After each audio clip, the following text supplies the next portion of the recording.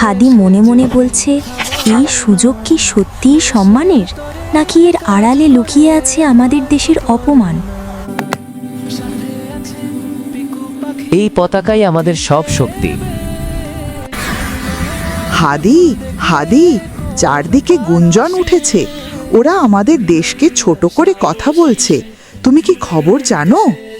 রাফাত ও সিয়াম ভারতের টুর্নামেন্টে যাওয়ার খুশিতে আত্মহারা, কিন্তু তারা জানতো না হাদির মনের কথা। হাদি, চিন্তা করো, আমরা ভারতে খেলতে যাব, টিভিতে আমাদের খেলা দেখাবে। দেখো বন্ধুরা, যারা আমাদের দেশের মর্যাদা বোঝে না, সেখানে গিয়ে খেলা কি আমাদের সাজে?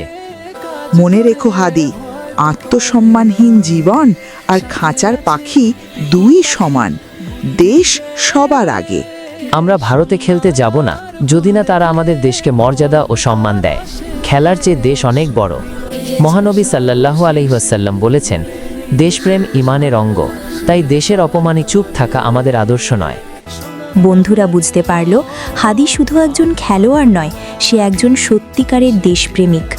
আগে নিজের দেশ, তারপর সব। সম্মান যেখানে নেই, সেখানে আমরাও নেই।